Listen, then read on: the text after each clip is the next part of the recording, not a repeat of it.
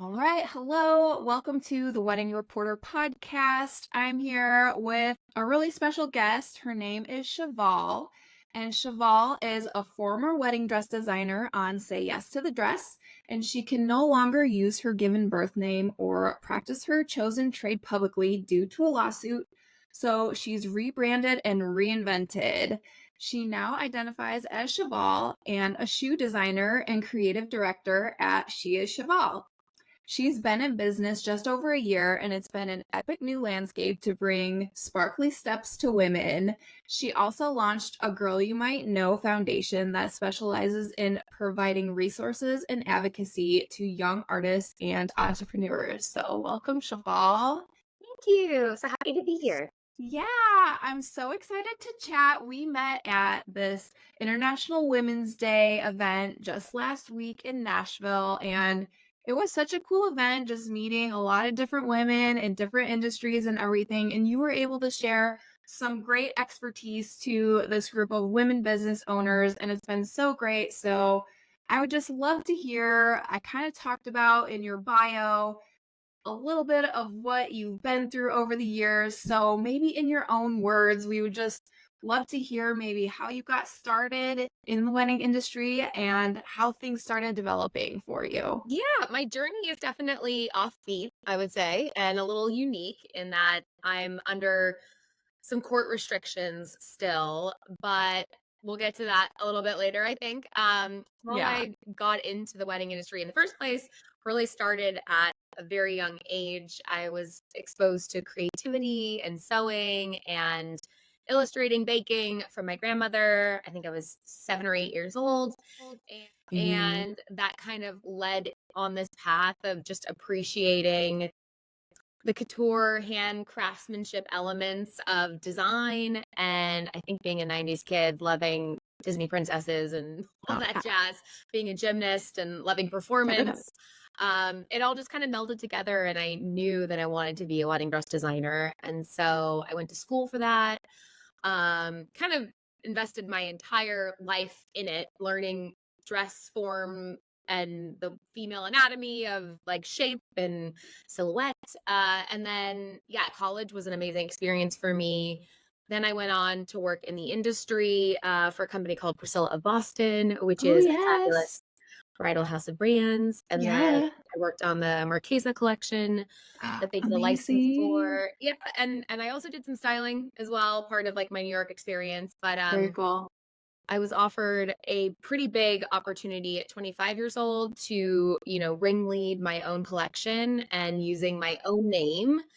And obviously chomped at the bit for that. And I signed an employment contract that was long term. And in that Mhm. contract, I gave the rights for my name to be trademarked for the bridal collection I was designing, and obviously went straight to work, tried to do my best to, bring value and dress thousands of beautiful women. Definitely a lot of gorgeous moments to reflect on and being on Say Yes to the Dress. Um, but it all kind of took an interesting turn, I'll say, when my contract was coming to an end and I was attempting to renegotiate. The contract was being interpreted in ways that I could have never possibly imagined. And while I had every good faith effort in trying to negotiate, despite not really agreeing with a lot of the values and the ways things were being run, I was met with a federal lawsuit while I was still working at the company. And that led into a very heavy litigation period, which now has resulted in me having to basically change my name publicly, as well as I'm kind of under a non compete provision that I have appealed. But yeah, it's very interesting. So now I'm designing shoes because it's non competitive. Yeah. Wow. I Long mean, story. what a story. Yeah, long story short, for sure. Yeah, and there's I mean, so much that went into that. It's like you poured your heart into this career. It's like you knew from a time of being young that that's what you wanted to do, and to have such a cool opportunity to have this larger company interested in your designs and for you to kind of like have that dream as a little girl and to put it into fruition. And there's just like this one barrier in between me and my opportunity to do that, and it's this contract to sign. And like you said, being young, being 25 and just having that dream just like presented right in front of you and an opportunity to sign it. It's like, who wouldn't do it? And, I feel like there's sort of a lot of similarities. Like, I live in Nashville. I originally moved here to like get in the music industry, but now I've found my way into weddings. And like, I almost see some similarities with like that happening with you, and the same thing happens in the creative community here in Nashville all the time, of like record labels sort of like, almost taking advantage of the talent that's out there and presenting these contracts that like, aren't exact, are more in their favor than in the artist's favor. And so I think, just having that big opportunity put in front of you, it's not always like nitpicked, because you're like, yes, of course I will do this, and of course they have my best interests at heart. And so um to be where you are at now, so much has changed and a lot has been taken away from you, which is very unfortunate. But like, just to see how you have created this opportunity, like turning lemons into lemonade sort of a thing. It's like, how have you kind of like learned from this in a way? And like, how have you developed and seen some positive change from it? I definitely think the big learning lesson for me has just been in knowing I had to go the long way and I had to go through Mm-hmm. this hardship.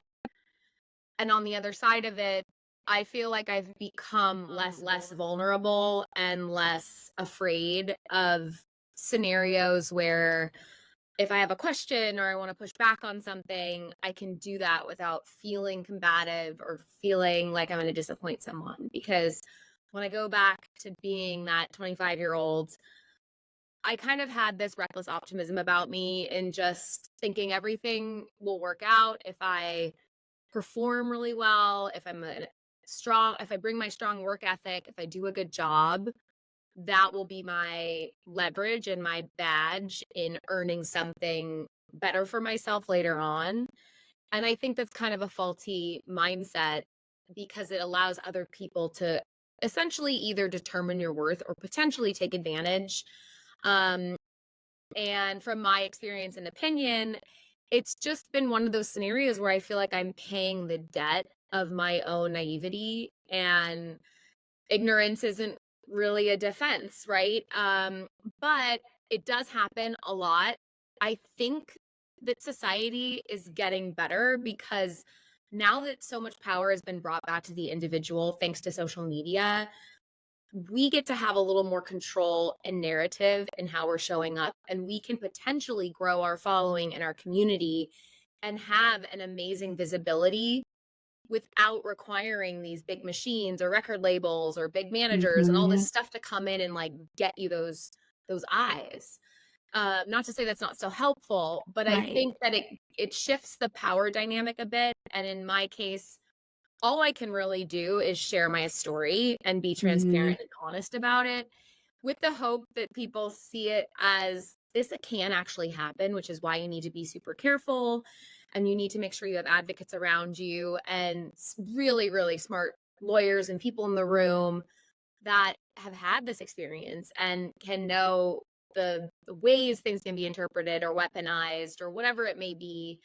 Um, so yeah, I do feel like I've changed, but at the same token, I feel like I am who I am. I do wear a lot of my Mm-hmm. heart on my sleeve and I'm learning these lessons. I'm certainly not the authority, but I think my story now gives a little bit of credibility in what not to do. Yeah, for sure. And I think a lot of it had to do with social media, as far as like your social media was under your birth name, under your given name. And, so many people brand themselves that way. And it's like, you never would have thought that your birth name could get taken away from you from this company. And so, it's pretty wild to think about, but when you first started, it was like when you signed this in 2011, right? Like, there really wasn't much as far as, like, growing your brand on Instagram, and, like, Instagram wasn't what it is today, and so having those, like, stipulations in place was just kind of non-existent, which is where so much of these lines have really blurred, I feel like, for what you're going through, and yeah, to just have, like, a name tied to, like, what you were doing, um, is just so pivotal, I feel. Yeah, social media is definitely an extension of a human typically. Oh, yeah. You can have brand accounts, but in my scenario, I opened it at the, suggestion of a friend and used my birth date and didn't think twice about it. I was just like, I want to be on this platform just as I wanted to be on Facebook and MySpace, and social media is not mentioned once in my contract. And Right. to me, I've always kind of seen social media as something that needs to be clear, that like if Mhm. you're actually taking on a social media role or you're doing something for an influencer job or as an ambassador, like you have clear directions. Usually there's payment involved for your time and your Right. work, and to me, I always saw myself as a head designer, and that's what I signed on to do. It's very specific to my employment contract. And Mhm. when this was argued in 2020, it was, a good, what, 8 years after I'd opened my account. And so it's Right. presented a really interesting element in with regards to case law. And most Yeah. recently, the Second Circuit, used property law as a reason to really look at this, because property law is one of the first things you learn in law school. I didn't go to law school, but I actually, really researched this. And it's Yeah. really clear that, if you have a car lease or you have a mortgage, you sign something, you open it, you sign something. And then if there's no proper transfer of that, that is your ownership, it is your property. And Yeah. so even if, there was usage of the account to share my work, or if a company, any company wanted to advertise using my platform, that's a very specific thing. And it doesn't mean necessarily that it's, oh, ownership should be given over here. So it's Mhm. it's brought an Right. interesting conversation, I think, to the table. And I'm really hopeful that the Second Circuit has really been thoughtful and brought it back to just what seems to be very basic case law. So we'll see what happens. Yeah, let's hope for that for sure. I mean, it's like, yeah, for you to probably be like one of the first people having to go through this of like when the time has changed, and for you to like kind of be the voice in this, speaking of like, okay, here's what happened, of like who's who owns this, and my birth name and everything, like how does this actually translate over into law, because like you said, it wasn't covered in any contracts or anything. So I think that's just so interesting. So let's backtrack a little bit. And I know you said that you worked for Priscilla of Boston, which is really cool, bridal house. Um, I also heard from, a little birdie that you may have designed for Melissa Sweet in the past. Yeah, she was Okay. under Under Priscilla of Boston. Priscilla. Yeah. Okay. Very cool. So I was trying to figure this out because I actually got married in 2011, and I was like, could Cheval have actually helped design my dress for Did my you wear Melissa wedding? Sweet? Yeah, mine was Melissa Oh Sweet. my gosh, that's so wonderful. Yeah, Help but us I bought it like secondhand though, and I think it was a 2009 design. What did it look like? So it had like, it was strapless, and it sort of had like a little flowy thing at the top here and ruching here. And then it Mhm. had like a little bow here. And then it was like A-line. Did it have any lace on the Yes, lace. Okay, Mm-hmm. it was probably the fern gown. which Yeah, it was like, the fern gown. oh That's it. my God, Yes. that's amazing. Okay. Yeah, I never forget a dress. But yeah, Oh, I love that's wonderful. Oh, I love that full it. circle moment. Okay. That's I know, great. because I was like, oh, like your designs were around like when I got married, which was so unfortunate. But then I was like, oh my gosh, was this feat? I'm pretty sure that that you had handed that, which is so I cool. remember the dress vividly. Lace, it had ruching, there was Oh pleating. yeah. It's a technique, accordion pleating, to create the Yes. dimension in the skirt because it was like a layered skirt. But oh, Yes. gorgeous, love it. Okay, wonderful. I know. It was so fun. Oh my goodness. Okay. So let's maybe talk a little bit about your experience on Say Yes to the Dress. And you have helped so many brides over the years help find their dress. And can you maybe expound just a little bit on what your experience was like with that team? Yeah, I loved being on Say Yes to the Dress. It really came to me because of a trunk show at Feinfeld, and the energy and dynamic was really great on the floor, as with most trunk shows, because it's just a happy moment. Everybody's looking for their dream dress, and I do really just position myself to facilitate. And I think I've always approached it from a mindset of, let me help you find your dress, as opposed to like, let me make sure it's actually one that I had designed. Ultimately I just kind of want to enhance the experience. So I went on the show, I was invited on, and then I was invited back, and then it kind of became a recurring thing. But I think Very what cool. I appreciate most about the show is that it really is an authentic extension of what I actually do. And Mhm. I'm not an actress. I'm not, I've Okay. never had media training. And so Yeah. luckily, I think maybe my gymnastics days came in handy with just presentation, but other than that, it just was easy. It was very, very easy, and I got to work with some pretty incredible brides and consultants, and definitely would not trade that for anything. Yeah. That's so cool. And I love how you say that your gymnastics background helped you with this. So how let's talk about that. Like how many years did you do gymnastics and like what levels were you at? Because my daughter is 8 and she's just started to get into competitive gymnastics. So I'm like interested more for a personal note on this. Well, how exciting. How old's your daughter? She's 8. 8, 8. Okay, I Yeah. started at 7 or 8, and Okay. did it for, gosh, 15, 13 to 15 years, I guess. Wow. Incredible. 2 years of collegiate gymnastics as well. Awesome. And I competed internationally, and so I was level 10 and trying for elite Wow. for a while, so it was pretty intense. I Yeah. didn't have much of, like, a social life and a childhood in that world of, anything outside of school, because I was always at practice, and Mhm. didn't really think much of it at the time because it just seemed like this is what I'm doing, and Right.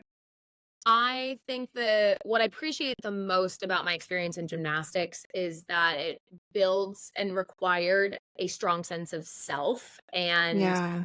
like body awareness and time management. I think the discipline aspect carries over to all levels of life. I do think there are elements of gymnastics that can be very traumatizing. Yeah. So, everybody kind of came out of that sport stronger, but also things that they reflect on that were probably, a little difficult and challenging at times. But I'm so grateful for the experience. And then in college, it was like epic because I was part of a team and it became less of an individual sport. It was more of a team. And so I competed for Cornell. And I actually Oh, just went back to go visit the team no this past way. October. That's And so so, fun. yeah, like little baby college gymnasts.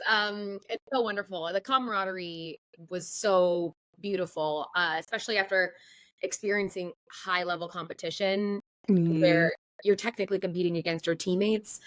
In college, it didn't feel like that. It felt like it was just Yeah. college. So it was a fabulous experience. Oh, that's so cool. I love that. And to just like, I feel like in gymnastics, there's so many like transferable life skills within that sport too. Like you said, presentation, like that's helped you be on TV and like have confidence in that and like body awareness and things. And also having camaraderie as a team. I think that's so important because with gymnastics, it is an individual sport, but also a team sport. So I think it's cool to kind of like have those two dynamics going at each other. Yeah. Oh, well, I hope she's enjoying Oh it. yeah, she loves it. She does it all day, every day. Always flipping around. So I want to hear more about your shoe designs. I saw them live at the event we were at last week, and they're just so fabulous and they're so sparkly and so just like them. I love it. So tell us like more of the concept of like your shoe line and kind of how that became a thing. Oh my goodness. So I feel like shoes were really an opportunity for me to move forward, like physically. It's a product Mhm. that manifests this idea of walking your own journey and deciding your destiny. And so I kind of loved it for that sentimental meaning and going from designing wedding dresses where everything is just so loving and emotional. I wanted something like that. And Yeah. I think I also felt like some of my skill was transferable, Mhm. but I went in knowing I was not gonna be good at it, and there was gonna be some mistakes, and I kinda gave myself that permission to fail or be bad at it, and that's, I think, something really important for a creator if you're jumping into kind of a new trade set. Like, I think you maybe can relate to it if you, Oh yeah. wanted to be a singer and then now you're doing podcasting, it's like there are Mhm. things that you can kind of migrate over and feel a little more confident and feel like you have some credibility if even if you had never podcasted before or something. Right. That's kind of Mhm. how I looked at it. And then I definitely kind of taught myself shoemaking and invested in that kind of education element of it, which took a few months. And then It's valuable. I have an amazing business partner who came from my former life, I'll call it. Yeah. And so she and I are running it, pretty much together, and we have a silent other person behind the scenes. And Very cool. yeah, it's been a great new landscape to reach more women, and I appreciate that. Before the pond was a little bit limited because you have to be engaged or you have to be going to a wedding, and now Right. I feel like all women can wear shoes, and so now we Yes. can. It's kind of opened a little bit of Pandora's box in a good way. Oh yeah, for sure. And like you have like tennis shoes and you have boots and you have like heels and they're all so fabulous. So I just saw you posted this on your Instagram the other day. Did we see a pair of your shoes at the Oscars?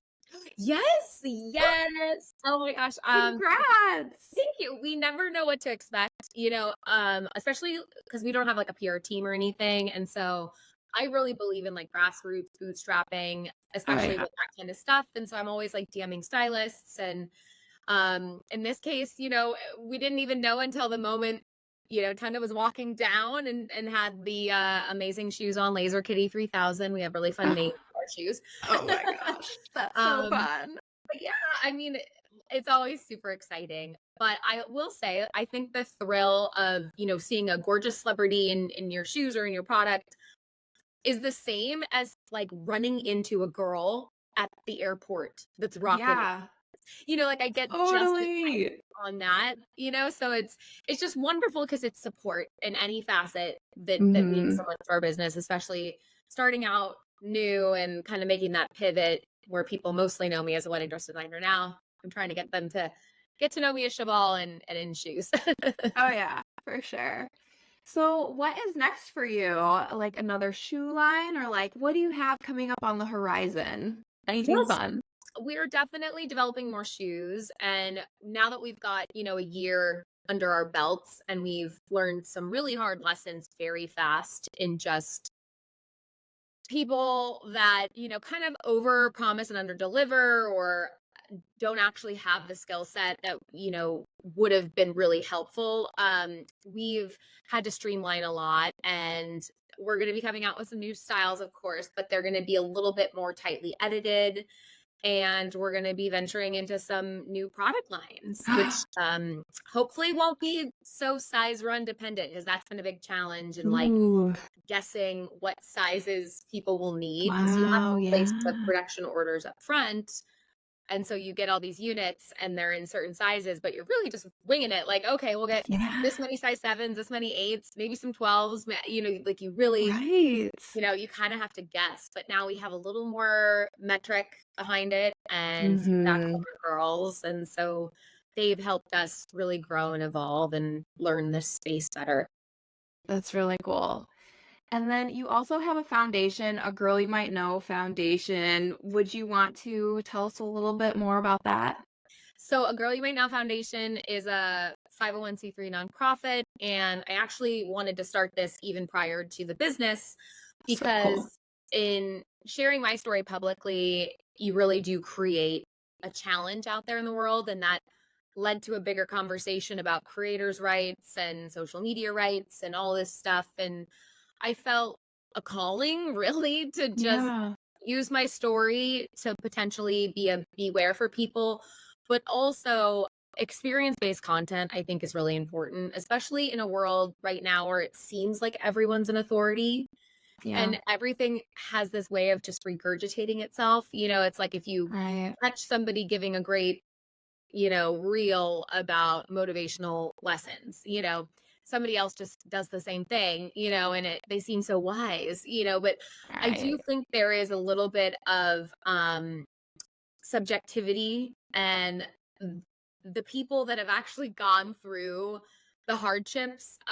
It's nice to be able to kind of learn from their stories directly because it's wise to learn from other people rather than make your own mistakes. But I also think your experience is worth something, Oh, and it yeah. educates you in a different way. So that's what our foundation does. And then we also provide resources to legal firms and pro bono attorneys that want to help, especially in the creative realm for contract law or, help you just protect your rights when you're in the formative years and potentially vulnerable to like these contracts that are either one sided or could be potentially interpreted a different way that you didn't know. So, Right. and then we have a grant as well. Oh, very cool.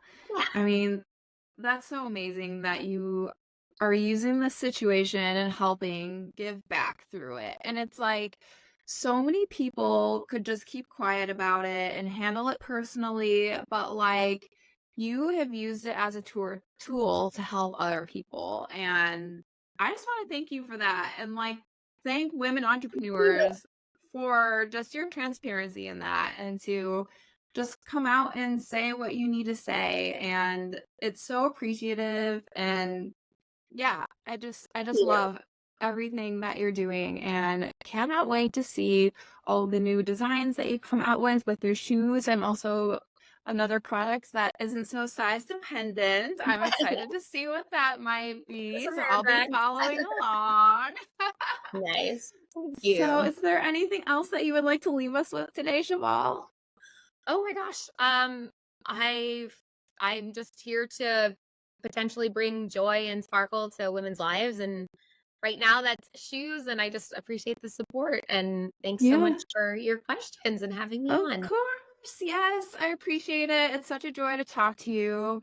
And best of luck with everything that you're doing. And can't wait to keep following along. And so good to meet you in Nashville. I'm so glad that we were able to connect.